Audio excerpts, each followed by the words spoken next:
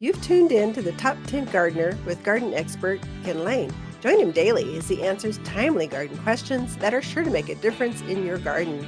Now, welcome your host, Ken Lain.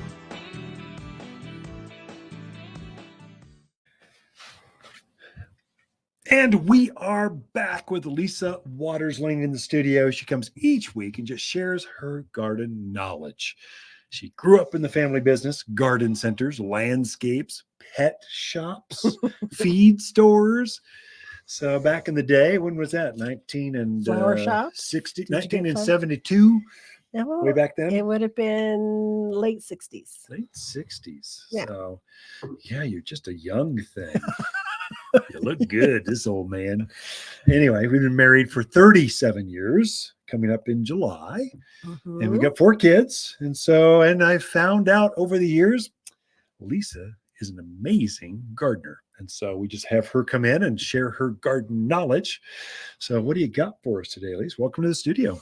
So thank you. So we have been busy unloading many trucks. It is spring. If you haven't been in lately, you need to come back in. It's a whole new Because story. we're trying to find places to cram plants at this point. So we've gotten a lot of beautiful perennials in, some great shrub roses in, lots of nice shrubs, just a lot of everything. And they're all in bloom. It's amazing. Yeah. The trucks, you open up the doors, a month and a half ago, they were green, evergreens, lots of green, or twigs. Twigs. Lilacs are pretty once they start blooming, but they're kind of twigs in a bucket otherwise. Well, now they come out, everything's in bloom. It's just really, the butterflies follow you across the yard as you carry a cartload of flowers over there. It's kind of fun. Sure.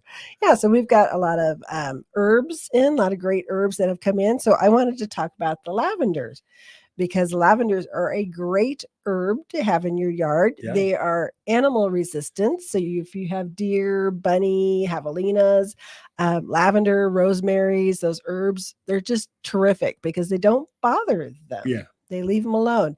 Lavenders do like a nice sunny spot. You're going to want at least 6 or more hours of sun for these guys to bloom nicely, to do well. And then also well-drained soil. So most of them do really well in containers. So no problem going in containers. Drainage, as long as it's got a hole in the bottom. Yeah. The water naturally drains out. So it kind of makes sense. Mm-hmm. So, but if you're putting them in the ground and you got that really heavy clay soil, you might want to think about that or really amend your hole because that's very important to them.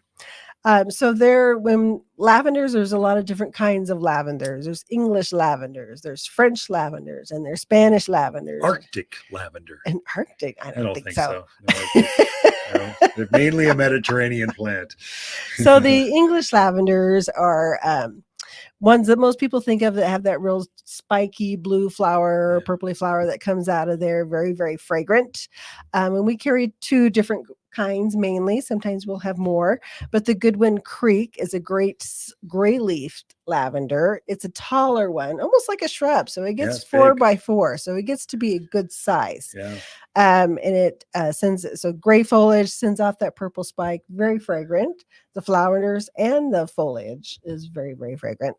The other one is the Munstead, which is more compact. It's about a 2 by 2, a little bit smaller, a little more compact type of shrub.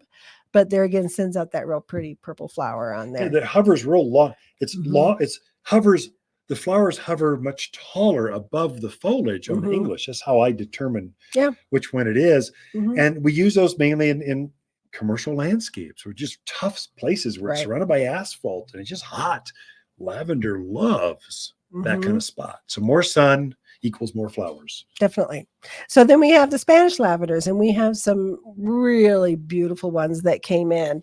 I'm going to show the big one first so we can try not to drop it. It's pink. That's unusual. This is called the Princess. So this is a Spanish lavender.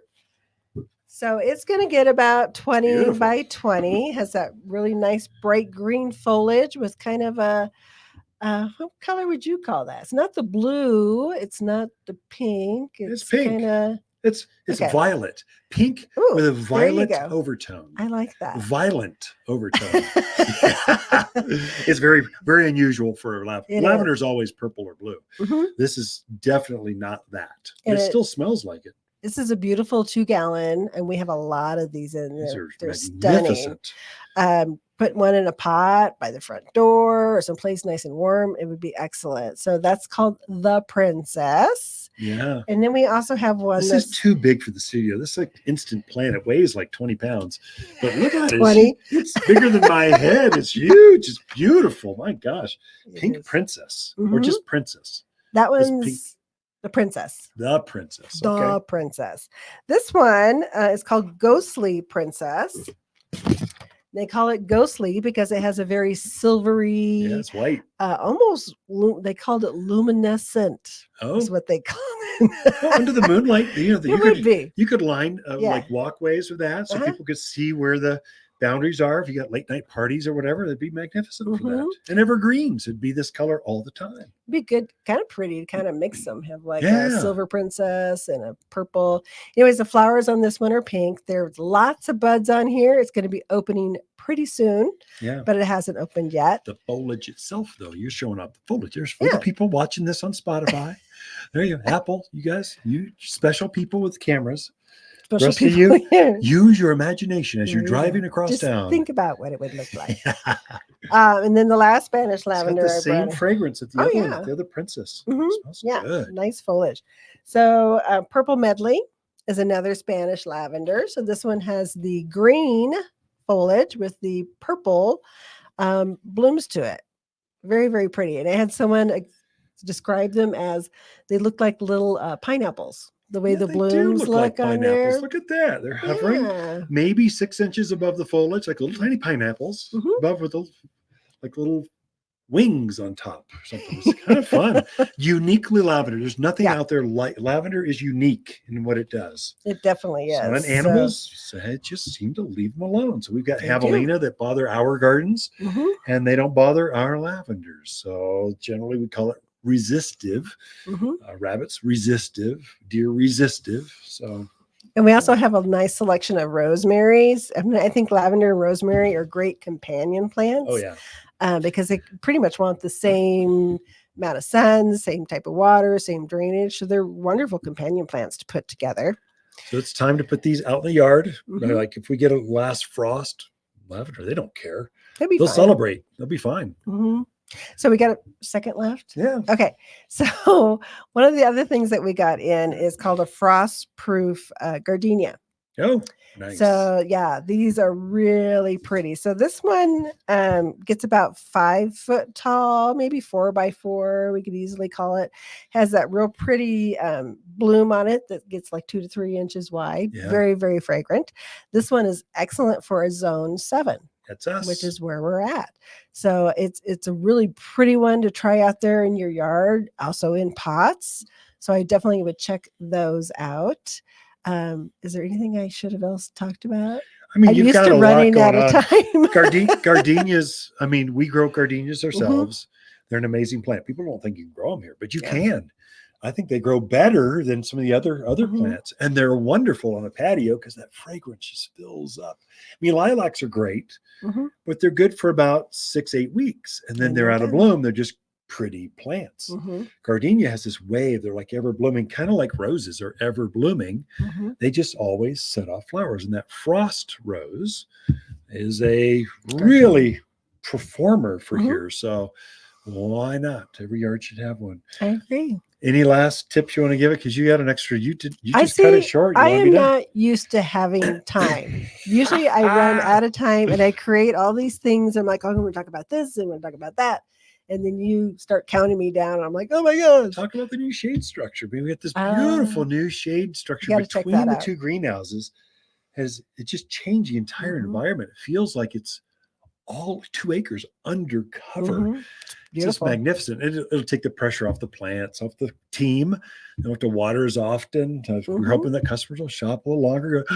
It's so nice here because it's so shaded. It's tempting to put one in the parking lots. We could park park underneath it. This is so pleasant. Ken and Lisa Lain, the Mountain Gardeners. Be back with more after this.